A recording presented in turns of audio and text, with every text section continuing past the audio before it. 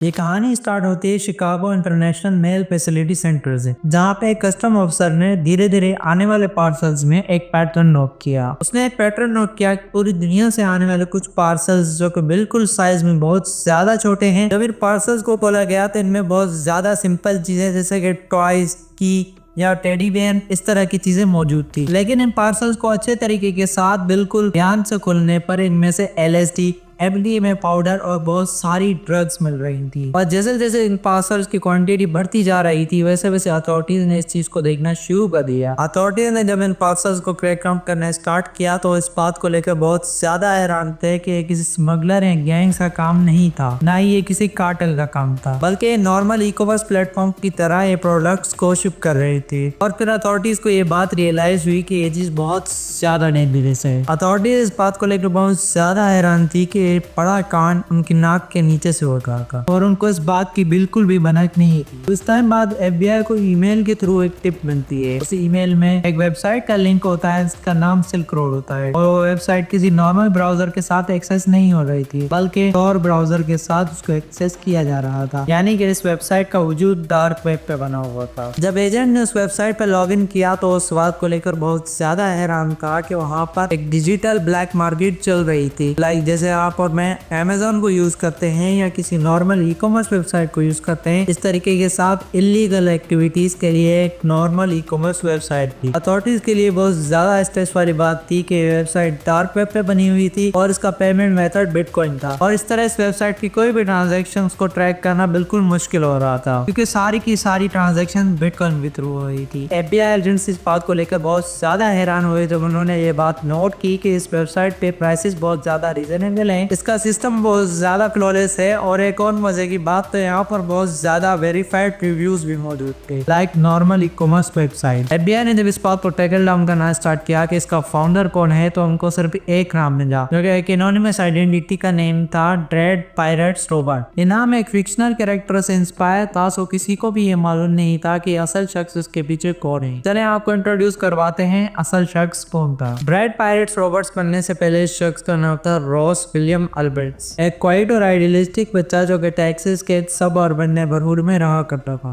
इस शख्स ने फिजिक्स में मेजर किया हुआ था और एक लाइब्रेरियन थिंकर था। ये शुरू से ही कोई क्रिमिनल नहीं था, बल्कि इसका एक ड्रीम था। इसका ये ड्रीम था कि इकोनॉमिक एक्टिविटीज में बिल्कुल भी गवर्नमेंट को इन्वॉल्व नहीं होना चाहिए। जिस शख्स से इंस्पायर था उसकी भी बहुत ज्यादा सिमिलर थिंकिंग थी। इसके फ्रेंड्स इसकी पर्सनैलिटी को इस तरह डिफाइन करते हैं कि बहुत ज्यादा विजडम से भरा हुआ और थॉटफुल, और ये अपने आइडियाज को लेकर बहुत ज्यादा ऑब्सेस्ड था। ये चाहता था कि दुनिया गवर्नमेंट से फ्री हो और वॉलंटरी ट्रांजैक्शंस हो। ये चाहता था कि फाइनेंशियल एक्टिविटीज को गवर्नमेंट अथॉरिटीज बिल्कुल भी कंट्रोल ना कर सके। वो अपने इस आइडिया पे बहुत ज्यादा बिलीव करता था कि लोग फ्रीली ट्रेड कर पाए और मैं एक ऐसा सिस्टम बनाऊं जिसमें अथॉरिटीज बिल्कुल भी कंट्रोल ना कर सके। तो जनवरी 2011 में वो इस प्रोजेक्ट को स्टार्ट कर देता है, और वो अपने प्रोजेक्ट में बहुत ज्यादा बिलीव करता है कि ये बिल्कुल भी सिस्टम्स को चेंज कर देगा। वो अपना इदार पे एक मार्केट प्लेस बनाता है जिसको एक्सेस करना बिल्कुल भी इजी नहीं होता, और उसकी ट्रांजैक्शन बिटकॉइन पे थ्रू हो रही होती हैं जिसको बिल्कुल भी ट्रेस करना मुश्किल था। ये इस चीज को एक सिल्क रोड का नाम दे देता है जो कि एंशिएंट ट्रेड रूट से इंस्पायर्ड होता है। वेंडर्स ने साइन अप करना स्टार्ट कर दिया था, बायर्स ने बाय करना स्टार्ट कर दिया था, और रिव्यूज आना स्टार्ट हो गए, और इस तरह के लोगों में इस चीज का बहुत ज्यादा ट्रस्ट गेन होना शुरू हो चुका था। ये बात मैं आपके ध्यान में लाना चाहता हूँ कि ड्रग्स तो बिल्कुल यहाँ पे एक स्टार्ट था। धीरे धीरे इस वेबसाइट में कैटेगरीज ऐड होना स्टार्ट हो गई, जैसा कि काउंटरफीट डॉक्यूमेंट, हैकिंग गाइड और फेक लाइसेंसेस। और अब Ross William dead pirates Robert बच चुका था और वो इस सारे सिस्टम को कंट्रोल कर रहा था। उसने अपनी वेबसाइट्स पे रूल बनाए, डिस्प्यूट्स को सेटल किया और स्कैमर्स को ट्रैक डाउन किया, और इस तरह उसने सेल से बहुत ज्यादा कमीशन कमाना स्टार्ट कर दिया था। धीरे धीरे 2 सालों बाद ये वेबसाइट बहुत ज्यादा बड़ी बन चुकी थी, और सिर्फ 2 ही सालों में इस वेबसाइट ने $1.2 बिलियन की सेल्स बनाई, और डेड पायरेट्स रॉबर्ट को $80 मिलियन सिर्फ कमीशन से अर्निंग हुई। और जैसा कि हम सब ने सुना हुआ है कि हर सक्सेस के कॉन्सिक्वेंसेस होते हैं। डेड पायरेट्स रॉबर्ट ने मल्टी लेयर इंक्रिप्शंस लगाना शुरू कर दिए थे, और उसने अब मल्टी लेयर वॉलेट्स क्रिएट करना स्टार्ट कर दिया था। यहाँ तक कि उसने ट्रस्टेड यूजर्स को पे तक किया हुआ था कि वो उसकी वेबसाइट को बार बार चेक करते रहें वो उसके बग्स और ग्लिचेस ढूंढना स्टार्ट कर दें और वो उसकी वेबसाइट को बहुत ज्यादा सिक्योर बनाए। और कहानी की ये वो पॉइंट है जहाँ पर ट्विस्ट आना स्टार्ट हो चुका था, जब एक सिल्क रोड के यूजर ने डेड पायरेट रोबर्ट्स को थ्रेट किया कि वो उसके वेंडर्स के आइडेंटिटी को लीक कर देगा, तो ना ही डेड पायरेट रोबर्ट ने उसको बैन किया बल्कि उसको एलिमिनेट करने के लिए $80,000 की बाउंटी लगा दी। इस बात को लेकर हम अनसर्टेन है कि वो रियल था या नहीं, और उस दिन के बाद वो शख्स कभी भी मिल नहीं सका। भले ही ये बात अनसर्टेन हो, पर यहाँ पर उसकी इंटेंशन बहुत ज्यादा खतरनाक थी। वो धीरे धीरे खुद को टीम महसूस करना स्टार्ट हो चुका था, लेकिन उसे पता नहीं था कि उस लापता पलट होने वाला। फेडरल एजेंट मल्टीपल डिपार्टमेंट के साथ मिलकर एक टास्क फोर्स बनाते हैं और ये टास्क फोर्स सिर्फ और सिर्फ उसको ट्रैक डाउन करने के लिए बनाई गई थी। इस टास्क फोर्स के एजेंट सेलर, बायर, हैकर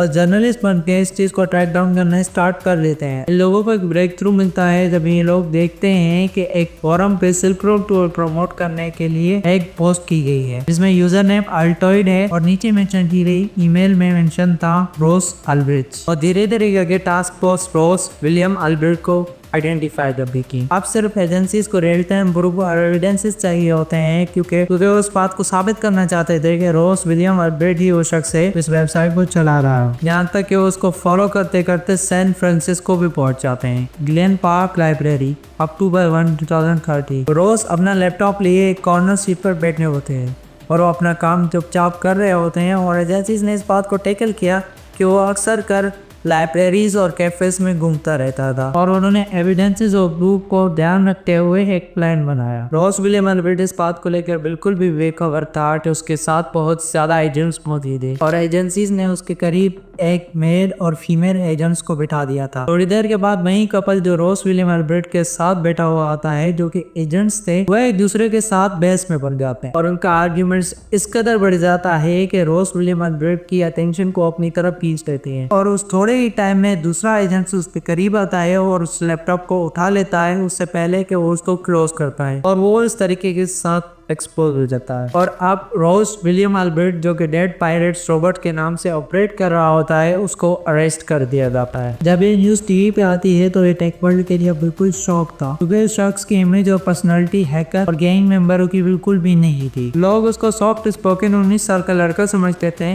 क्योंकि एक रेडिकल फ्रीडम में बिलीव करता था। और 2015 में मैनहट्टन फेडरल कोर्ट में उसके ट्रायल्स स्टार्ट होना शुरू हो जाते हैं जिसमें मनी लॉन्ड्रिंग, कंप्यूटर हैकिंग और engaging in continuing criminal enterprises, conspiracy to traffic narcotics के चार्जेस भी इसका लगा दिया जाता है। प्रोसिक्यूशन इसको कैलकुलेटेड मास्टरमाइंड का लेवल लगा देती है। जो इसका लैपटॉप मिलता है उसके चैट लॉग में साइट की पॉलिसीज, कमीशन और जिन लोगों पे इसने हिट किया हुआ था उसका सारा डेटा उसमें प्रेजेंट था। प्रोसिक्यूशन ने उसका लैपटॉप और जर्नल कोर्ट में सबमिट किया जिसमें बहुत सारी ऐसी चीजें पाई गई जो कि ये बात साबित करती थी कि बिल्कुल भी इस चीज का आइडिया है। डिफेंस ने इस बात को एडमिट किया कि रोस ने इस वेबसाइट को बनाया और बाद में किसी और शख्स के हवाले कर दी। रोस का अब इस वेबसाइट से कोई भी लेना देना नहीं है। डिफेंस का ये तक कहना था कि डेड पायरेट्स रोबोट के नाम पर बहुत ज्यादा लोग यूज करते हैं, लेकिन रोस विलियम वो शख्स था जिसको इस चीज में फंसाया गया। सपोर्टर्स ने रोस विलियम अल्ब्रिच के हक में आना स्टार्ट कर दिया था और change.org की पेटिशंस पे इसके हक में 6 लाख पेटिशंस दर्ज की गई और कोर्ट को किसी और चीज से बिल्कुल भी फर्क नहीं पड़ता ताकि इसके एविडेंस बहुत ज्यादा सबूत मिल चुके हैं। और ट्रायल्स और 4 और ज्यूरी की डेलिब्रेशन के बाद और रॉस अल्ब्रिच को सारी की सारे चार्जेस में गिल्टी